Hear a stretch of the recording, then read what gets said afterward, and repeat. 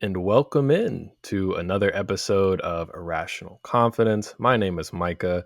I am joined, as always, by my fellow hosts and friends, Lino and Caelan. We have a fun episode today. We're honestly going to start with some very depressing news, but once we get past that, we're going to have a fun discussion about one of the hottest teams in the league this year, the Golden State Warriors, which they were very interesting to do a deep dive in. It's going to be fun to talk about. But as I referenced, before we get into that, we will cover some news and notes. An update from our show last week when we talked about the Spurs with Noah Magaro George. One of the biggest stories going on with San Antonio was that it was described as a medical episode had happened with Greg Popovich. We have now learned it was a mild stroke. Obviously, very scary. Reporting from Shams Charania and others is saying that he's going to make a full recovery. There's no timeline when he'll return to the bench, but we have a little more information on what Pop is going through. But again, most important thing is he's going to be all right. So again, wishing him all the best, and hope he takes his time in recovery. I think so far it looks like Mitch Johnson is doing a good job. So all best wishes to Pop. And the next bit of news in a game we'll actually probably talk about this episode, the Oklahoma City Thunder were playing the Golden State Warriors.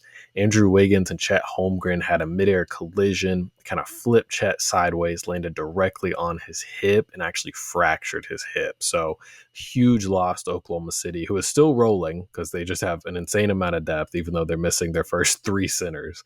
But yeah, so Chet, it's saying they're going to have a return to play plan in place in 8 to 10 weeks. So that means it'll be a lot longer than 8 to 10 weeks.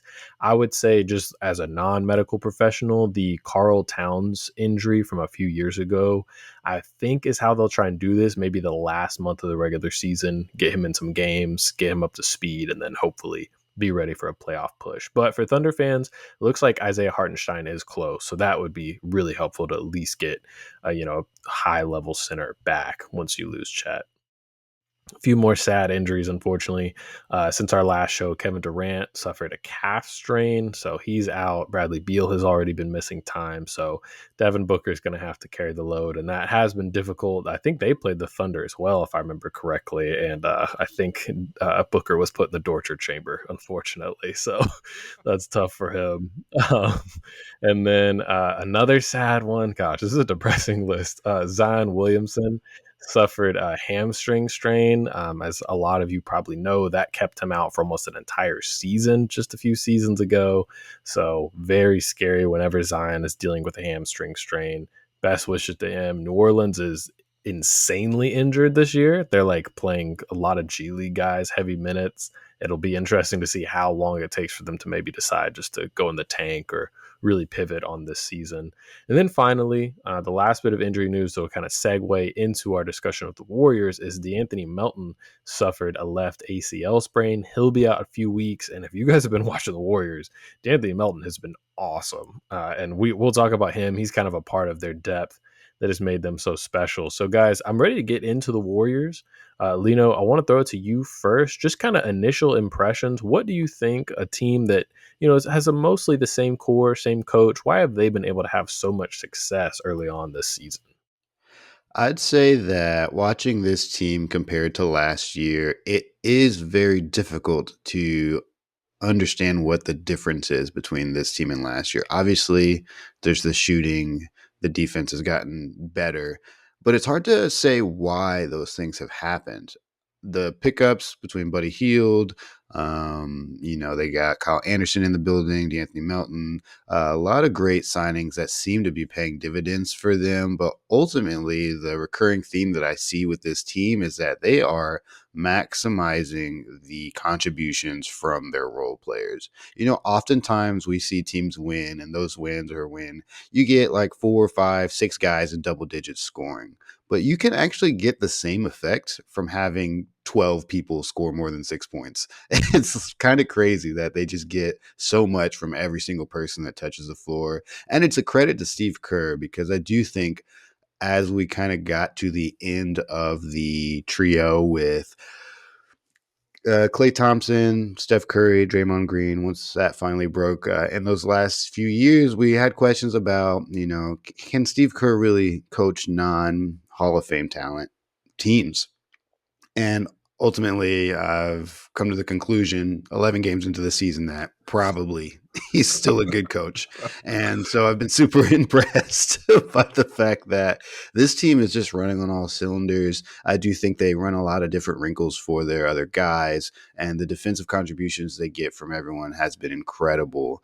But it is very easy to do so when you shoot very, very effectively from three, like they do across the board. They have several people shooting over 40% from three. I think they rank third in 3-point percentage right now. And that combined with a top 10 defense, it's just going to be hard to beat during the regular season. But Caelan, what are you seeing from the Warriors so far? And what are your initial, reactions to the season they've had? The strength in numbers thing is very interesting to me. That's probably the thing I spent the most time kind of pouring into, trying to understand how are they getting this done. Now, some of this is due to sort of an easy schedule at the start of the season. They have been stacking wins, which is good. Listen, a lot of these teams across the NBA we've seen have been feisty. So stacking wins is always something, it's going to be a good thing. But just looking at some of their guys, it's interesting. A lot of their guys are playing minutes in the teens, and initially it's like, man, this guy's, Steve Curry's kind of got some of this figured out. But when you kind of dive into it, it's like, he's kind of like, guys like Gary Payton, Moses Moody, Carl Anderson, Kevon Looney, Kaminga, Trace Jackson Davis. Those are guys that you don't necessarily want to extend minutes like beyond the 20s in the first place. To be completely honest, like some of like Gary Payton, Gary Payton's a guy I like a lot. He's a niche player. He has to be deployed in a very niche role, right? So it's going to limit his minutes.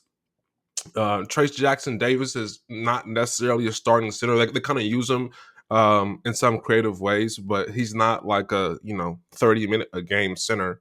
So Steve Kerr is kind of just like it. It kind of looks genius at first, but then to me right now, it kind of looks a little like patched together. Now again, it is working, and the defense is very real in my opinion. When you have Draymond Green, who's playing at an insane level for his age, no way I thought Draymond Green would still be playing this well at this stage of his career, but he's playing extremely good basketball. And when you combine that with Andrew Wiggins defensively, who the scoring from 22 Mhm. was gone, probably not coming back, but his defense and his athleticism and sometimes the rebounding is still there. So that's been just very good for them. And then even guys who aren't like defenders, like Buddy Hield, like have you guys seen Buddy Hield working super hard this year? Yeah, He's really working, man. It's been really having a impressive. Like renaissance for sure. he's been a serious player, and when they got him, I try to tell myself that okay, Buddy Hield, he's a great shooter, but this, he probably won't be like, Clay or whatever. But I mean, he's essentially been Clay. Like he's been an elite shooter in this offense. So like that's been exciting to see.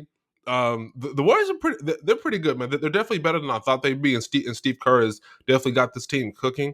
I think that as of right now, the ceiling is still particularly low. I think they have a low ceiling still, even with their success. But I'm wondering what you're seeing, Micah. Yeah, I so as my friends know, I'm not the biggest Warriors fan. No, you are not.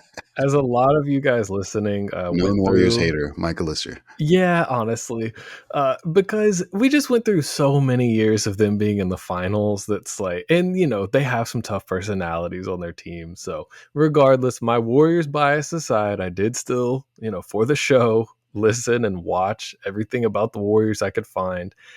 And Caelan, I think you were hitting on it. It feels like this team, while it is maybe a little patchwork as far as their roles, all the guys feel so confident in what they're doing. You can tell Mhm. they're so empowered to play exactly how they want to play. Buddy Hield, especially, is a great example because I feel like other fan bases will see Buddy Hield and be like, oh my gosh, like I got to get this guy on my team. And then like Philly last year, he gets to your team and you're like, okay, well, 1 out of every 5 games, I'm glad he's here. But the Warriors have like really figured out how to empower him. And I feel like Buddy's disposition is like when he catches the ball, he kind of has to tell himself not to launch it every time. And here it's like, hey man, like go for it. Like it's a good Full look for send. us. We're good with taking an early shot clock three, and he's been launching. He's been great, and like, we always talk about with the Warriors, their offense is unique. Nobody else really plays like this, and no one else really could to this level of effectiveness without Steph Curry. But it is beautiful to watch. I think we've talked a lot on this show about how do you watch games, like what are you paying attention to, and the Warriors are one of the best teams to work on watching off ball actions, because if you watch just the ball on a lot of Warriors possessions, they start in horns with Draymond at the elbow. Steph feeds it into Draymond at the elbow, and then Draymond stands there holding the ball for 10 seconds. And if you just watch the ball, that's all you would see. And then it's like Steph's open for a three. It's like, wait, how did we get there? But Yeah. then you go back and they do so many off ball actions, so many different screening things. And Steph, I mean, he's one of the greatest of all time. But when you key in on a game or on a team like we have this week, it is unbelievable to watch the panic he causes opposing Mhm. defenses. They turn into like JV players. Like, I'm gonna go, no, you switch, no, I'm gonna go with him, and then they just blow it. They give up a layup to the other guy, or they give up an open three to Steph. It's really incredible to watch. And of course, Draymond, I think his renaissance this year is probably the biggest part of their success. He has not been great the two post championship seasons since 2022. Same goes for Andrew Wiggins, but now they both Mhm. look a lot better than they've been. And Yeah. I really feel like that's a huge part of this team's success. So, Lino, I know you're a big Wiggins guy. What did you see, or what have you seen from him this year? I'm happy to see him back in form. I've always Wiggins was probably like the very first like draft bust in quotation marks that I felt like very empathetic towards, because I felt like he still could have been really good, but the beginning of his career was very shaky. You're drafted and you're immediately traded for LeBron James, and then your career kind of spirals from there a little bit. And so when he got to the Warriors, had that incredible season in 2022 that really led them to a championship, and then started to regress again. And we know that he had some personal issues that he was going through that I don't know were ever disclosed, but I felt like it was very difficult for him to come back from that. And watching him this year, looking very engaged on the defensive end, shooting slightly better on the offensive end. Like, the offense isn't back. Like, he's not scoring any more points than he was last season, really. But he's like shooting slightly more efficiently from three, and probably just getting a little bit of better looks, but mostly just making smart plays. And I've been really excited to see that happen. One thing that I did want to note, as far as the rest of this roster is concerned, is it's so interesting to me how good of a rebounding team this is. They are, I think, second in total rebounds per game right now, and they start, yeah, Trace, a center that nobody really ever knew of before, and Draymond, who is what, 6'4", something crazy like that, like, and yet they clear the boards a lot, get a lot of secondhand looks. But when you have an offense that really does distract the defense from the things that they're supposed to be doing, like you mentioned, then it gets really easy to get easy boards, because ultimately they are not really paying attention to where the ball goes, and defenses are rarely in position that they want to be once the ball gets up in the air. And so it's been fun to see the little things like that really turn into wins for this Warriors team. Other guys on other teams may not feel as engaged as this team does, especially in that role position, but Andrew Wiggins being able to still see a path forward for himself, and still being able to kind of get back to some of the things that really mattered to this team in 2022, it's going to be huge for them for the rest of the season. The last thing I wanted to say, before I pass it to you guys again, is I do know that this team is a bit of a hodgepodge collection of players right now. But I want to say, most other coaches would be very commended for the ability to maximize a weird roster. I mean, our coach, Spo, is known as a magician because of what he can get out of guys like Gabe Vincent, Caleb Martin, people that, Max Strus, like people who have NBA careers now, but started off as nobodies but were maximized in the roster and in their role. And so Curry's ability to make a hodgepodge work like this, I think, is a great thing, but it's definitely led by the play of Andrew Wiggins and Steph Curry. Caelan, were there any particular players that you think are going to really matter if this team does make it to the postseason outside of, like Steph, Draymond? Yeah, I'm actually glad you asked that question. There's a guy I want to talk about on this team. His name is Jonathan Kuminga. I think I'm ready Oh, to add Kuminga to the pile of Michael Carter Williams, Mo Bamba, great theoretical player, like awesome in theory. Like this player should work when you look at him, and it's just not working. At least not consistently. Like he really has been here for years and has not earned Steve Kerr's trust really in any real way.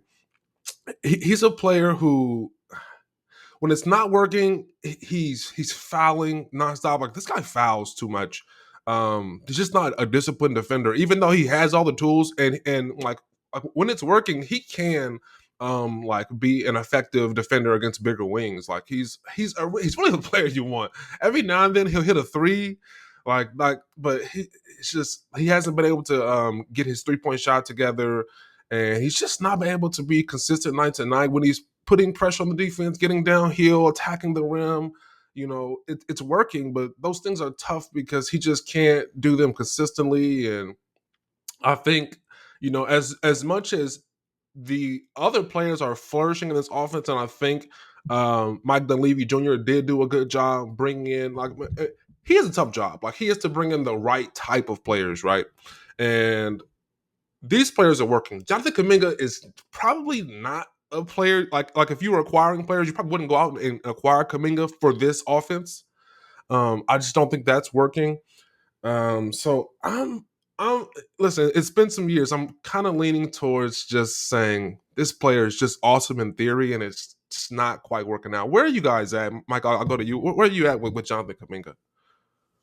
Yeah, Kaminga is one of those guys that you hear different analysts and experts talk about. And for me, I always felt like there was something I was missing or some kind of disconnect because there are a lot of people that are really high on Kaminga. You would Yeah, hear about different trade rumors with Golden State and it'd be like, well, you would never include Kaminga for that player. And I was like, man, I feel like I do understand the tools are there, like crazy athlete, great right. size on the wing. Like that's a valuable archetype.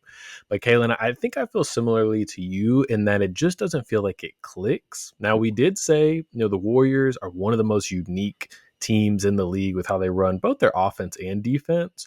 So there's a world in which a different situation he might look just more comfortable. But yeah, I thought what you said, it was encapsulated perfectly by our friend Jaron in our group chat. I think it was the Dallas game against Golden State. Kaminga had it was probably like 7 straight points or something, but hit a couple shots, had a nice drive. And Jaron was like, I need Kaminga on my team. And then like the rest of the game, he almost did nothing. And it's like, that is what it feels like. You see Yeah, flashes and you're like, this guy looks unstoppable. And honestly, watching the Golden State Oklahoma City game from this past week, I was like, the Warriors thought he was going to be Jalen Williams. Now, obviously, this was before Jalen Williams even came along, but like that's the archetype, like this big ball handler, really strong defensively, like very versatile. And the feel, which I know is kind of an annoying thing to knock a player for, because it's like how you read feel, but you can tell he just never feels quite comfortable in his role on offense. yeah. I think some of that's on the coaching staff, but also like we're talking about, Kerr is a good coach. There are some guys like Kelly Oubre, looked rough with Golden State and then has been a good role player other places. Like there's some guys the system just doesn't work for, but with this much time and him being developed within this system, I would like to see a little more. Right now he's shooting 52% from three or from two. 32% from three. So he hasn't been super efficient scoring the ball. I think the defense is still good, but yeah, I'm not a huge Kaminga guy. Again, the tools are there. He could be like a late bloomer, but whenever I watch him, I do feel left wanting more.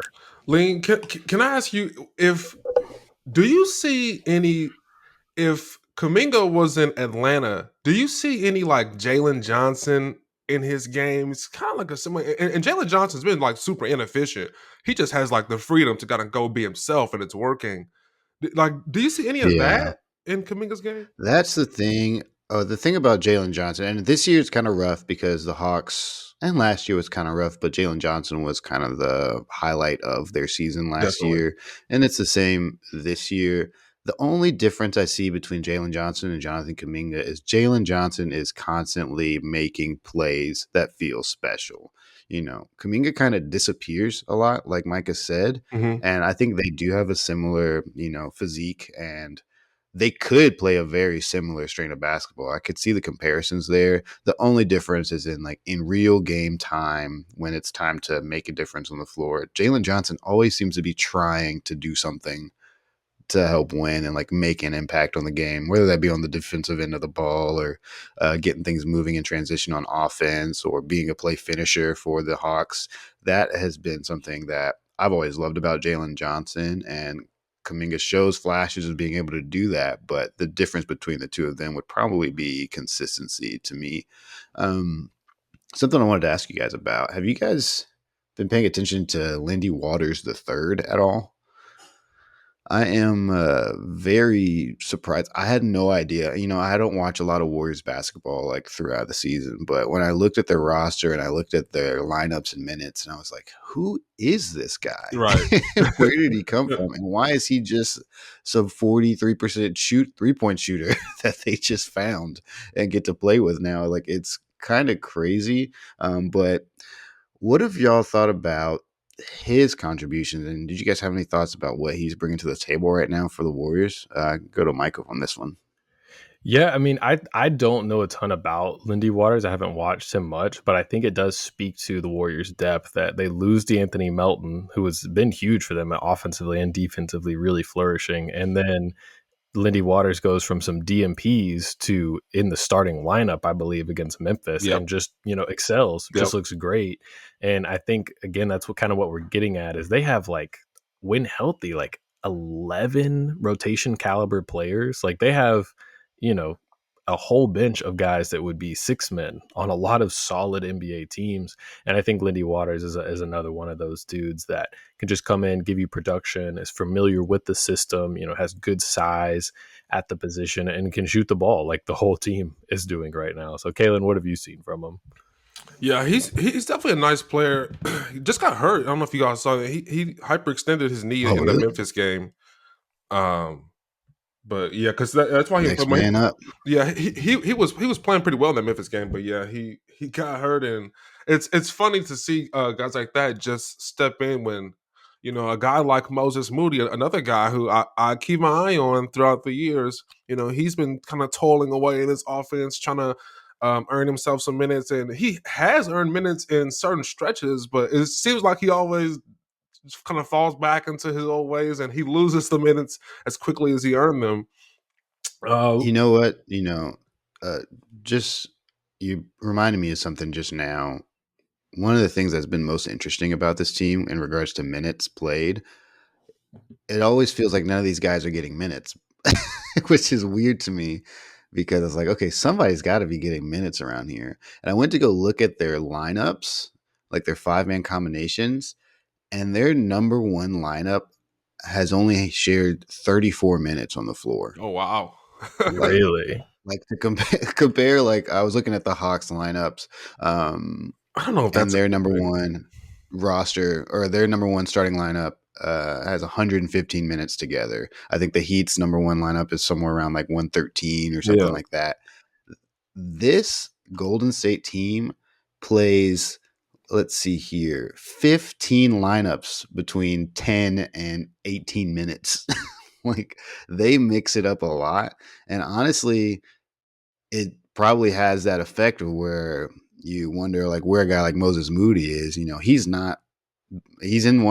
the top 13 lineups several times. Like, he's in the 13th most lineup, which is 10 minutes and 46 seconds. The next lineup, he's in that one for another 10 minutes. Like, these guys get very short runs in general, and I think it's a very unique aspect of how Steve Kerr deploys them.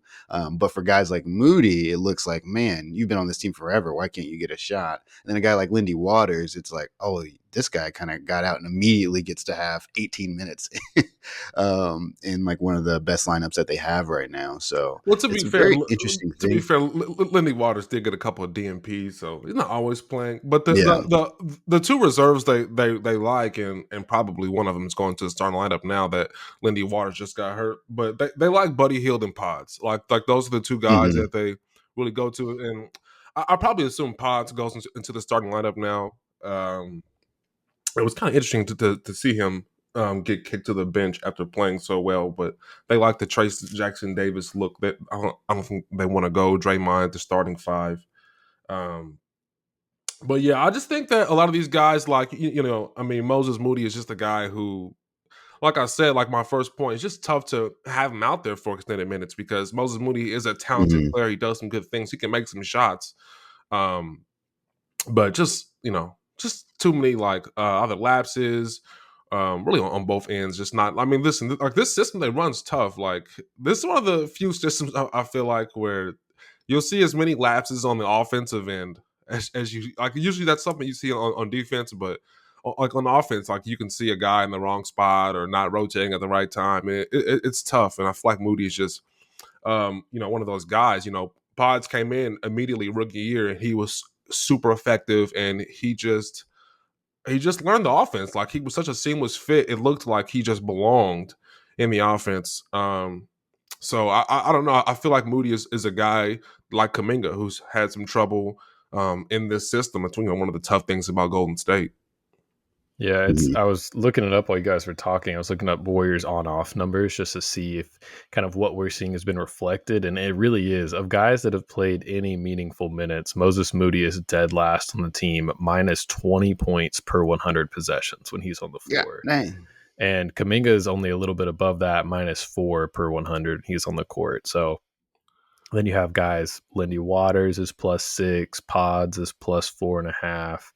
So yeah, it's I don't know. The Warriors system is so unique. You don't want to just say like, well, you get it or you don't. Like it just kind of works or it doesn't. But it really does feel that way. It's It like, man, the does. guys that get it, like Kyle Anderson, perfect fit for Yeah. this system. Yeah. Like the Mhm. read and react stuff. He's such a good passer, and Hmm. on defense, he's switchable and rangy. Like that kind of guy just makes total sense. But for whatever reason, some of these guys, it doesn't quite click. So it's interesting to watch. But yeah, they have a lot of guys that it's like, you could see them being interesting to other teams, and I feel like they almost fall into the Tyler Hero paradox, I would call it, which is they're always rumored in trade rumors and amongst media members. So other teams, like other fans of other teams, kind of are like, that guy's not that good. Why are you acting like he's going to get you Damian Lillard? I feel like that happens with Kuminga and Moses Moody because they're in every trade rumor. Yeah. So people like me are like, these guys are getting you Lauri Markkinen. Like, what are they doing In that's so what world? special? Yeah, it feels like the same thing. So yeah, it's probably not fair to those guys, but they might flourish in other situations. I wanted to jump back quickly because I thought that Jalen Johnson comp was interesting for Kaminga, and I wanted to look up their assist percentage. It's not the best stat in the world as far as evaluating total playmaking, but Hmm. it does let you know when this guy's on the court, how many assists, what percentage of the assist I, did they actually I create expect this number for themselves. Kaminga to be poor, to be pretty bad. Yeah, so Kaminga is at 10%, which again, like Golden State is like an equal opportunity offense. Like it's not like Steph averages double digit assist. And then Jalen Johnson, who plays with Trey Young, like the biggest assist hog since Rondo, is at 20%. So he doubles up Kaminga in assist percentage. And that matches the eye test. Jalen Johnson, I think, has already had a triple double this year. Just got really high feel. So another one of those guys where it's like, man, I wish Kaminga could play Have like you seen this. Jalen Johnson's usage though? His usage is actually way, way up. Which I like. I mean, he's like, if there's a cornerstone on that team other than Trey, which this is going to turn into a Hawks podcast, but I think they should feature Jalen Johnson. Yeah. Dyson Daniels is Dude, balling. Dyson Daniels like Dude, sneaky, Dyson like Daniels, man. Dyson and Are we Jalen. done talking about the Warriors? Can we move on? Is that everything? Well, but real quick, The Warriors. but before we do move on from the Warriors, I did want to get your guys' opinion because I talked about their ceiling and how I think it's particularly low for a team that started out this high. I'm wondering where you guys are at on that. Yeah, I think for me, the conversation starts with what other contenders have a second best offensive player to the level the Warriors do, because I'm not even sure who the second best offensive player on the Warriors is. Like Buddy maybe Hill has Buddy. been Yeah. I mean, he's definitely second best scorer. Maybe you could argue Draymond's like passing and screening kind of makes him the second best. But Hmm. when you compare it to the other contenders out there, where it's like Kyrie or Jalen Williams or all these Jamal Murray, all these different number two options on offense that are so potent, you do worry in the postseason where depth isn't as important, that it could get rough, especially in the non-Steph minutes. If you catch a cold Buddy Hield series, I don't know how you're creating scoring off the bench. So yeah, I'd be pretty concerned. I would definitely still have them below Denver, the Thunder, Dallas, Oklahoma City. Or sorry, I already said the Thunder. So yeah, I mean, I think they're definitely better than I thought they were, but they probably would be like in the 5 to 6 range as far as like title contenders in the West for me. So Lino, what do you think? I agree. That second best offensive piece is going to be very important. But also, when this team does get down to 7, 8 players that they want to play in the postseason, those last 3 players are going to be asked to do a lot. Compared to right now, half of the points are spread between like 8 people. As far as like bench points and things of that nature. And so that is going to have to get shored up into 2 or 3 guys you think can elevate to 15 point, 16 point per game guys. And that's going to be challenging in the postseason, especially after a long regular season. The other thing to, think about in regards to what this team can accomplish is they're going to be facing some really talented bigs in the West. Who's to say if Chet Holmgren ends up coming back for the West, and Jokic is obviously there. Julius Randle is going to be somebody they're going to run into, You better and say AD. I these don't know what you things. waiting on. You gonna say Julius Randle name before Anthony Davis? Don't be disrespectful in this Yes. podcast. Julius Randle. What the hell is that? I was like, who are some other bigs in the West that are really impactful to get? But yes, Anthony Davis. My problem, I kept wanting to say Chet Holmgren. I'm like, he's not going to be there. And then I was thinking Wemby, like, he's not going to be there either. And so my brain was not moving fast enough to get through the list of Have you guys. have you noticed Draymond Green 45% from three right now? He's kind of Yes, I saw that. his He's I a corner didn't even mention three that. sneaky deadly right now. His corner he's three at is a like money.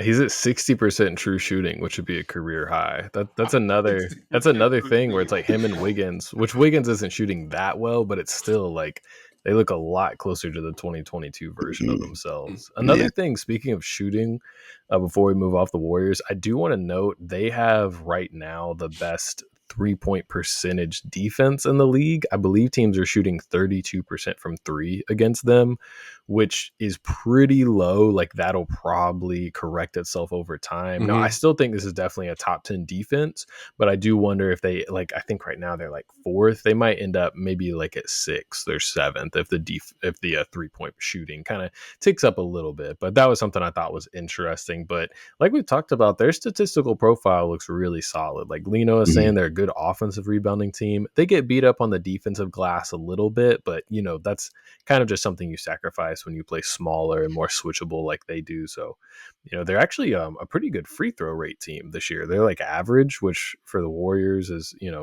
or sorry, I mean a turnover team. They're not turning the Mhm. ball over as much, which is a big Warriors issue in the past. So that's been a lot better. So they've cleaned up some of their weaker points, and like we said, they've got a great ensemble cast. And I think for the regular season, they'll be rock solid as long as Steph and Draymond can stay healthy. And the postseason will be the true test to see if this depth can really come through, or if they're going to have to, maybe struggle a little bit, not being as potent offensively.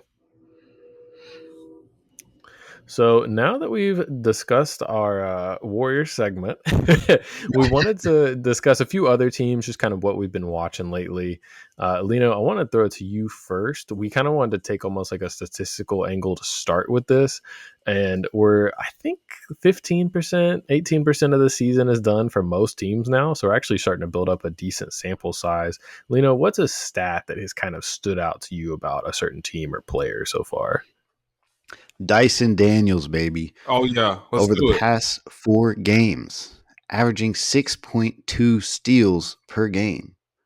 What even is that? I That doesn't look real to me. Like I can't even conceptualize. I won't sit here and act like I'm sitting here watching Hawks games. Like I won't lie to the listeners. Like it's just not a thing I do. I'll catch the highlights and stuff like that.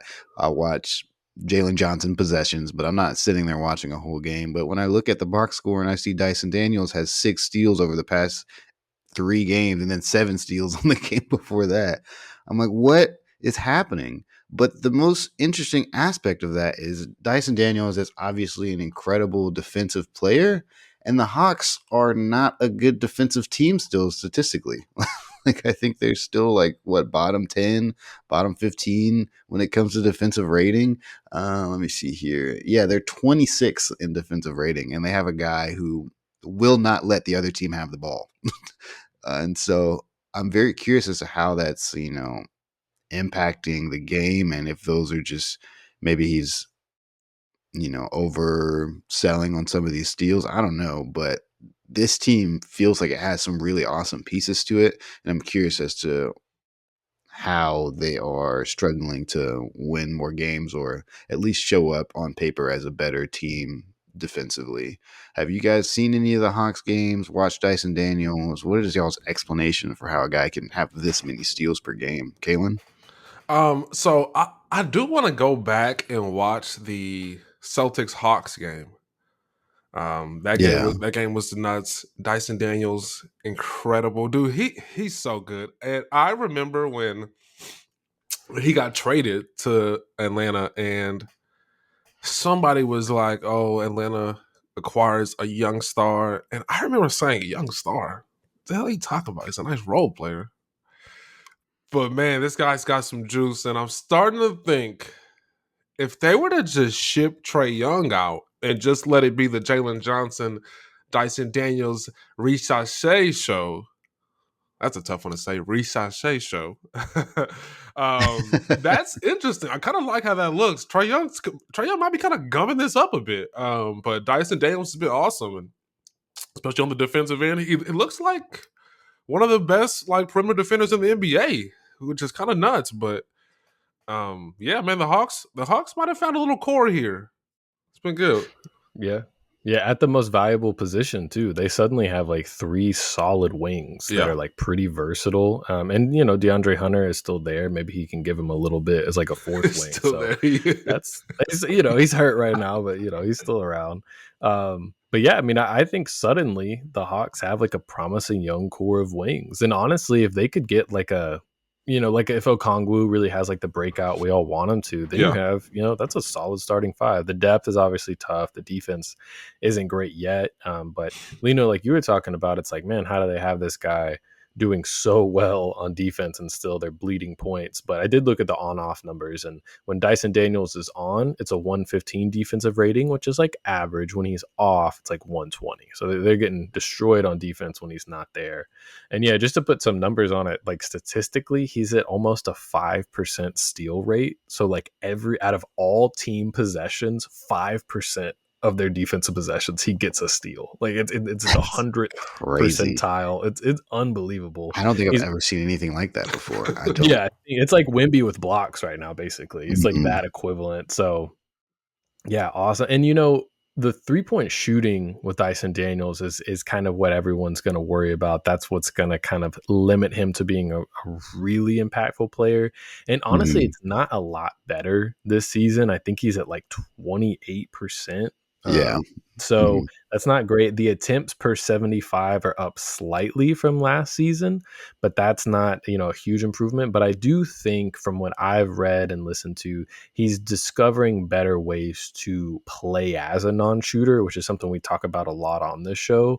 You can't be the guy that sets up in the corner and won't shoot. Like if you're not going to shoot, you need to be cutting, setting screens. And I feel like he's really coming into his own in that way. And we've seen some big scoring performances. It's not stopping him from being an impactful offensive player. So yeah, they definitely want to look into some Hawks for the upcoming weeks, which is not something I thought I would have said, but they've been a pretty compelling team early on. Mhm. Yeah, but that's my main thing. Yeah. Yeah, the Hawks are interesting. The stat I wanted to point out, and I wanted to get your guys' opinion on, has been messed up a little bit because he did have a big defensive moment. But I'm sure you guys have seen. There's been a lot of concern about Mikal Bridges' defense for the New York Knicks. This Yeah. is someone that they traded. I think it was 5 first-round picks for. This was like their huge acquisition. Obviously, they got Towns later, but he was supposed to be a part of this devastating two-way, starting unit. And it really hasn't translated that much. The offense for their starting five has been great, but the defense has really struggled. Towns rim protection has been bad. But Mikal, if you guys remember, just a few years ago, there were a lot of like Mikal Bridges versus OG Anunoby best wing defender in the league conversations. And now it's like you can tell Thibodeau is like, no, if it's like an alpha on the wing, OG gets him every time. And they're putting Bridges, more on guards, which maybe he's just not as comfortable with that, but he used to really flourish in that kind of role, like in Phoenix. So to put some stats to it, the Knicks are 25 points per 100 possessions worse with Mikal Bridges on the court. The defense specifically is 28 points per 100 possessions worse. So that's horrible. I will say to put some, to shoot them some bail or however you say it, the teams are shooting 25% from three when he's off the court, and they're shooting 39% from three when he's on the court. The opposing offenses are.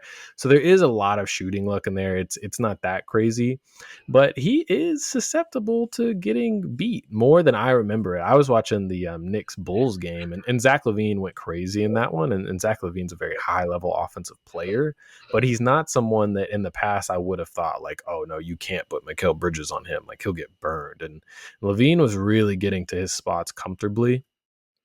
I didn't get to watch all of Brooklyn and New York's game, which apparently Bridges' defensive effort was a lot better in that one. So maybe it'll improve. He had a big game winning block in case anybody didn't see that. So obviously that is a nice defensive moment. But I do think it'll be something to monitor because if he's not the two-way wing they were promised, they might need to make some tough decisions about the starting lineup that's bleeding points right now. Lino, have you seen anything from the Knicks that's concerned you?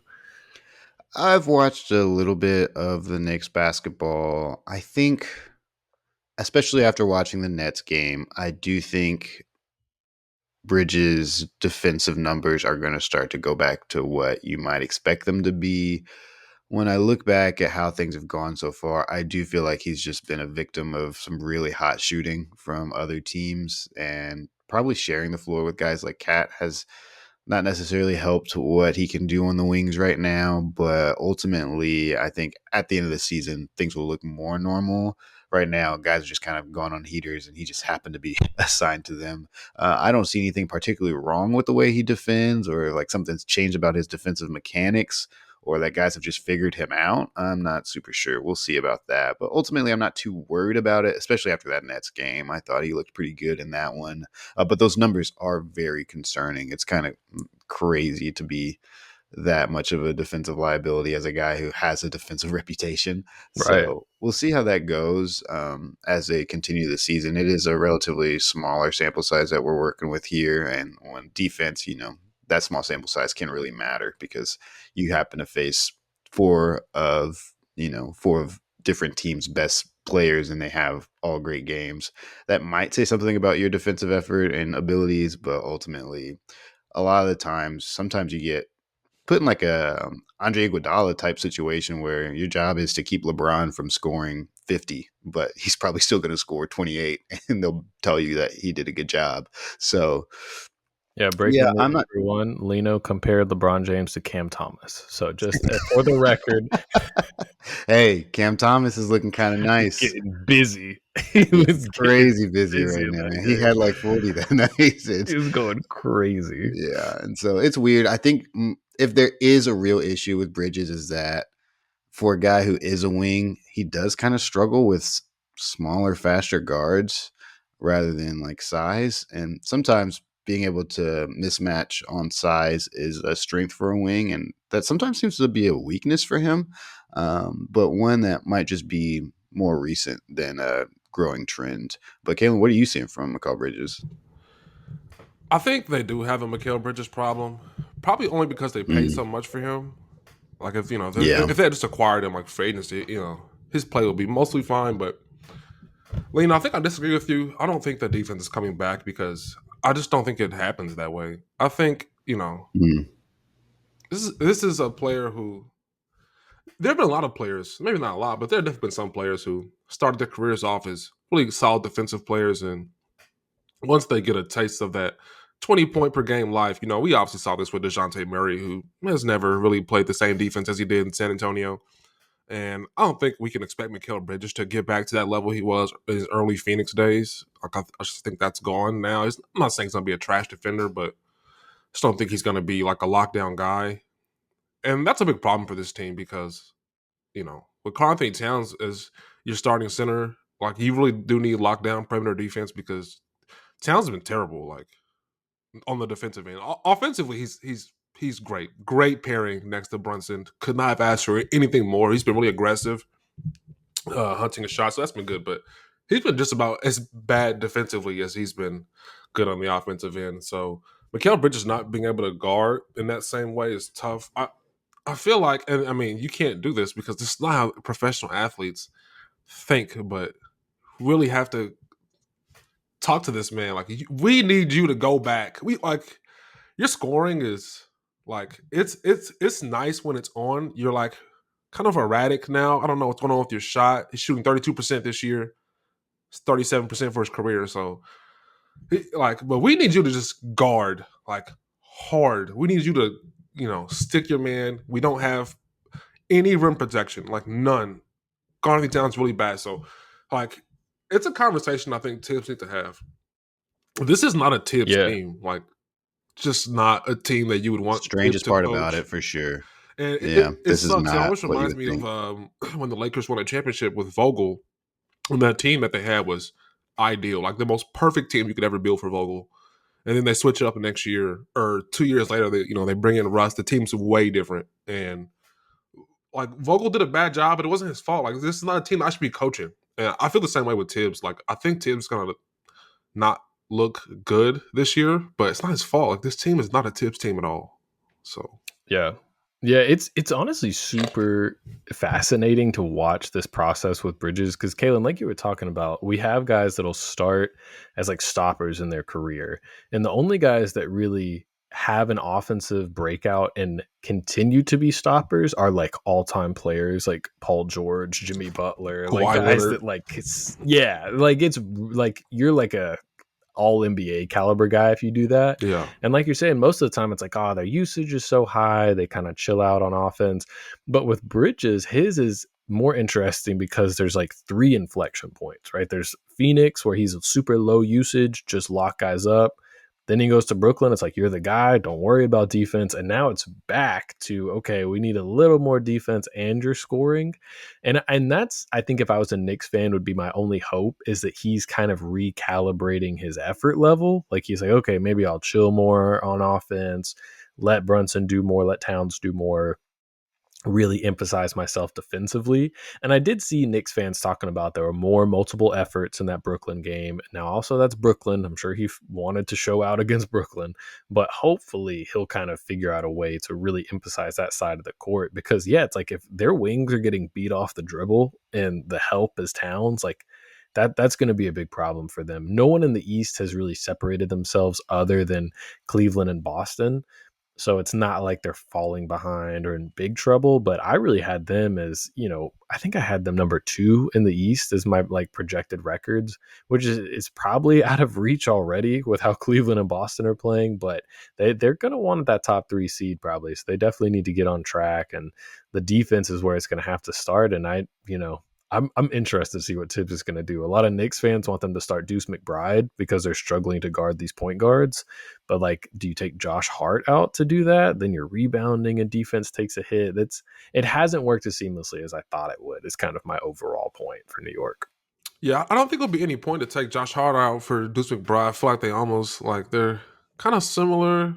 Like I mean, it's tough. And then McBride is like the exact punch you need off the bench.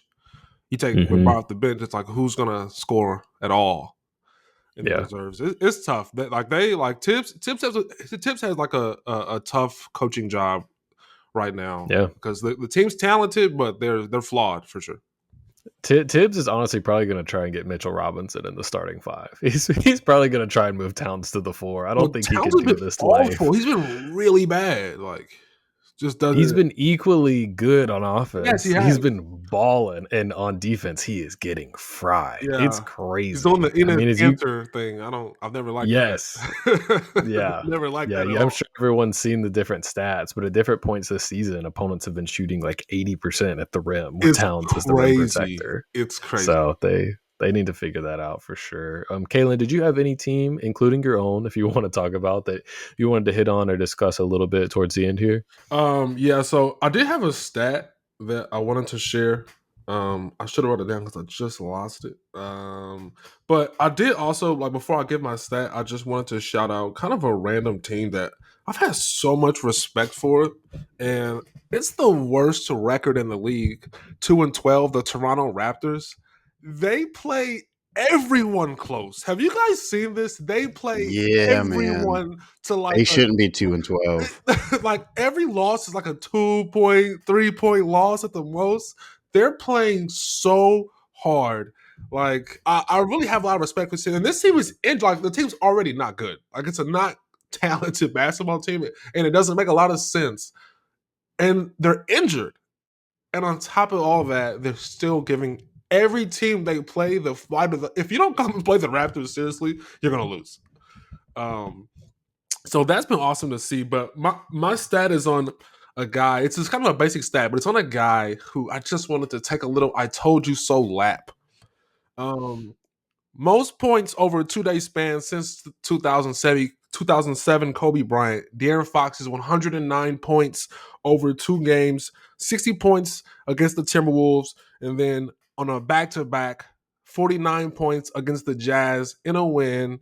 The Kings are hurt right now. They need this from Fox. As you can saw, they lost the 60-point game to the Timberwolves, and that was a close game.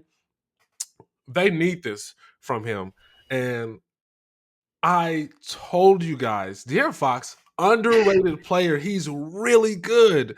Like he's really a dynamo. And when I say like this guy, he's really approaching that unguardable tier. Like he's really hard to guard. He's so fast. And when his 3 point shot is going in, just call it a night. You're not guarding him. If his shot's falling, just give up. So I just wanted to shout this guy out. Like give him some love. He is holding this Kings team up that is not deep at all.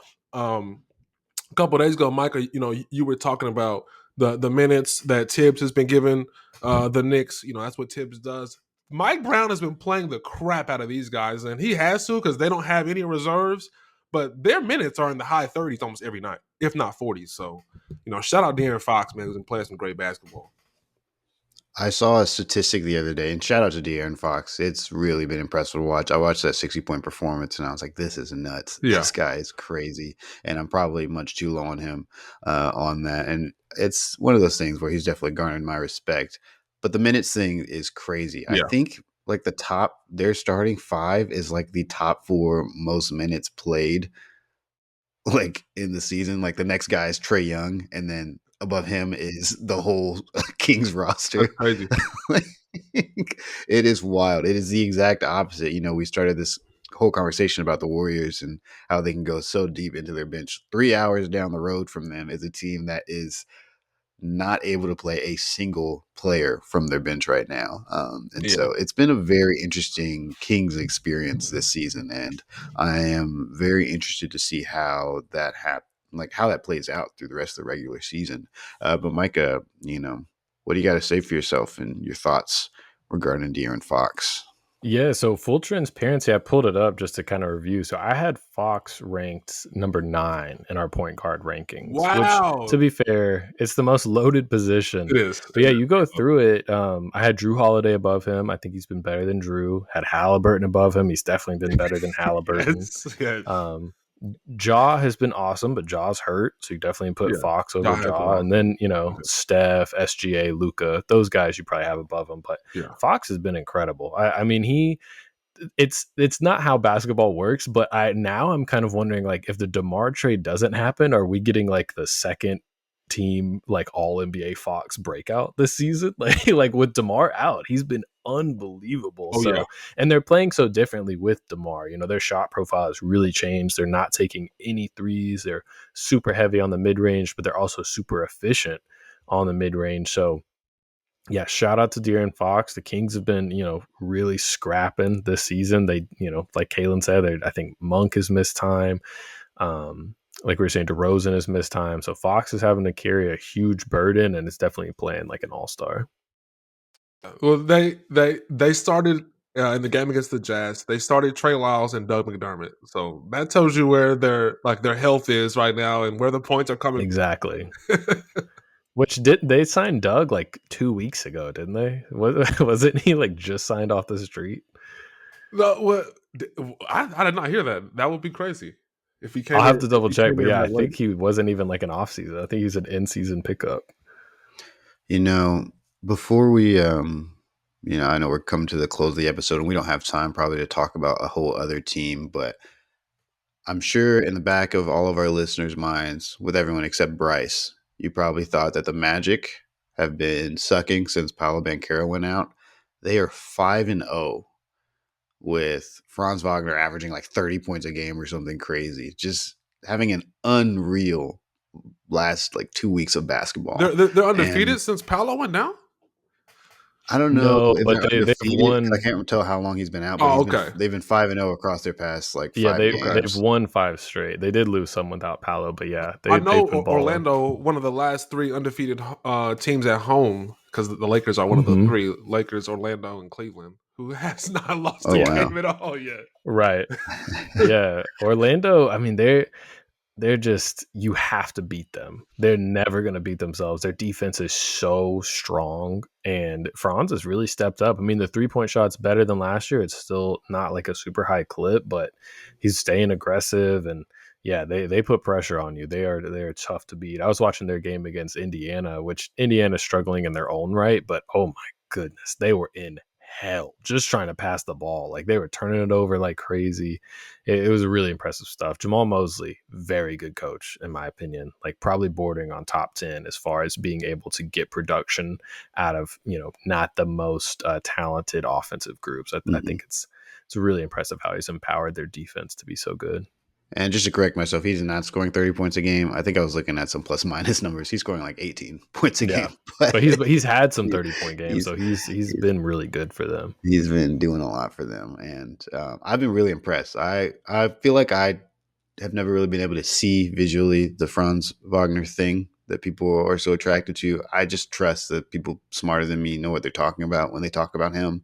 But I feel like over the highlights and possessions I've been able to watch, I'm like, okay, I'm starting to get it. This guy is a really big part of winning basketball. Can I throw one more curveball that we didn't talk about before the show at you guys?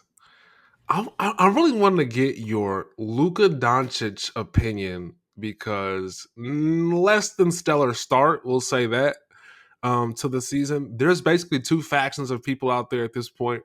And when you watch them, good God, it's hard to tell which faction's correct. There's the faction that's like, man, Luka just doesn't seem right. Seems like he's hurt. Maybe he's injured. He's not moving right. Maybe he's hurt. And then there's the other faction that's like, God, is this guy out of shape again?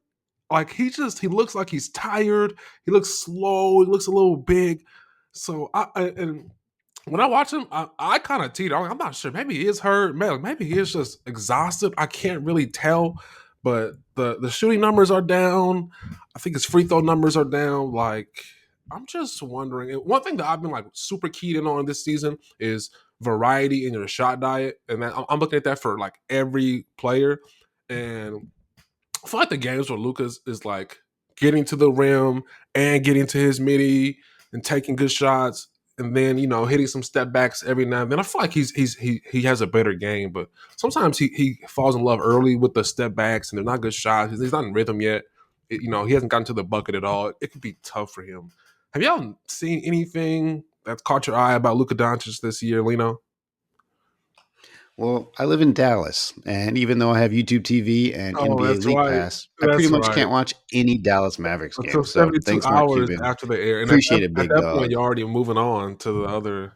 Yeah, It's tough. I do like feel that. I do feel that. it's so ugly. I have kind of been watching the conversation around Yeah, Luca, and it is interesting for a player of his caliber that this is the type of conversation we constantly have to have about him. yeah, I think we can all recognize that his talent level should probably put him above stuff like that. Like these are not conversations we have about Jokic. These are, we have different types of conversations about Embiid, but when it comes to MVP caliber players and guys that are constantly in that conversation, it's weird that we have at the beginning of every season through like February, we kind of have to wonder like what's going on with this guy health wise and physique wise. Like, is he going to really be able to ramp it up? And eventually he turns into a demon, but it's a really weird pattern for him. And I'm curious if it's a generational thing too, because he's a bit younger, probably closer in age to, Wimby than he is a guy like Jokic. And so Wimby kind of has similar issues as far as getting off to a slower start. So I don't know if it's just like a generational thing where some of the older basketball players, really stay sharp throughout the whole year. And then some of these younger guys are, you know, watching Outer Banks through the off season Micah. and chilling. Michael, let me ask you this because I thought the growth that we're seeing right now in Jokic's game, which by the way, how did the best player in the world get even better? He's playing the best ball of square. That's scary. But I thought the growth we saw in Jokic's game is what we would see in Luka's game, being that Luka is younger and still like growing, but it doesn't seem like he's gotten better at all. What do you think? Yeah, I think with how good Luca is, I'm mostly gonna write this off to like small sample where like shots just aren't falling really well. Okay. Right now he's 50% effective field goal percentage. Yeah. He was almost 60% last year, so I don't think a ton of shots are falling. Caelan, what you were saying about shot diet did intrigue me though. Right now, Luca's taking 16% of his shots at the rim, which would be a career low. So Hmm. that's something I'll definitely monitor to see Yeah. like, okay, is the burst, waning a little bit? The Maybe we're burst. starting to see. I mean, it's more his deceleration, but he Yeah. does have athleticism. Yeah. And is that starting to falter a little bit? I mean, Yeah. he's about to be 26, so he's not, super old by any He used to means, but get we just poster don't know dunks how. like his rookie year. Yeah. He was a poster dunk guy. Yeah, but so honestly, I'm never gonna worry too much about Luca. The injury stuff could be real. His knee bleeds every game for Oh some my reason. I god. don't know if you guys have noticed this. His Jeez. leg sleeve is What always the covered hell? in blood. That So I can't don't be know what's normal. happening. Yeah, I'm like, there's no way you're getting court burn at the same spot every game. But anyway, yeah, I'm not gonna worry too much about Luca. PJ Washington's missed time. Derek Lively's missed time. But Caelan, to your point, I will say last year I had Jokic and Luka like in the same tier. Definitely Jokic won. This year it feels like Jokic is in a tier by himself completely. It Oh just my feels like he's god. kind of left the He's been an pack. absolute demon, dude. What the Yeah. Yeah. heck? It to me it feels like the perfect fusion of his championship year and his MVP year when Porter Jr. and Murray were out. Like his usage, his shots, everything's through the roof. He's Yeah. super efficient, but then he also still has those guys to set up when they have it going. But he just seems more comfortable taking over games from a scoring standpoint than I think I've seen from him before, Yeah. at least with his full cast kind of around him. So Even though he just yeah, lost to the Jokic. Pelicans, who had nobody but Brandon Ingram. Did they lose to the They Pelicans? lost to the Pelicans Yeah, they with lost Oh to the my nobody. Pels. god, But that's no, I no. was, He was out. He was out. Jokic was out.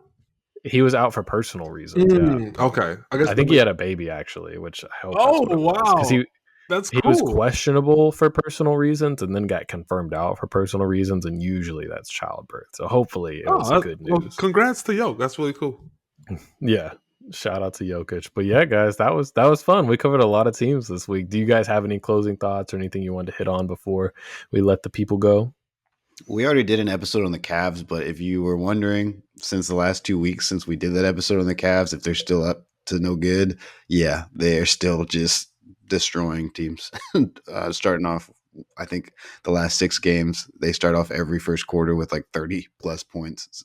In the last game I watched, they started off with 42 points in the first quarter. And so, I don't know what the heck is going on in Cleveland, but they got some super serum over there, and they're winning a ton of basketball games. Yeah, Kenny Atkinson, runaway coach of the year. Mobley pushing for most improved. It's Donovan Mitchell's like top 5 MVP candidate. I mean, they've been unbelievable. I don't know what else you can say about Cleveland. Yeah. Cool. All right, everybody. Well, thank you for tuning in to another fun episode of Irrational Confidence. We always appreciate you guys for listening. We hope you enjoyed the episode last week with Noah McGarrow George. We're going to try and get some more fun guests on here in the future to get you guys some different voices to hear than just our own. But for myself, Micah, my fellow hosts and friends, Lino and Caelan, thank you for tuning in. As always, check us out on Twitter, YouTube, Instagram. If you're listening on one podcast feed and you want to try a different one, we're pretty much everywhere: Spotify, Apple, and maybe check us out on Blue Sky. Maybe if you're making the migration, maybe we'll make a Blue Sky account as well. So thank you all for tuning in. If you have questions, check us out at confidenceirrational@gmail.com, and we will see you guys next time.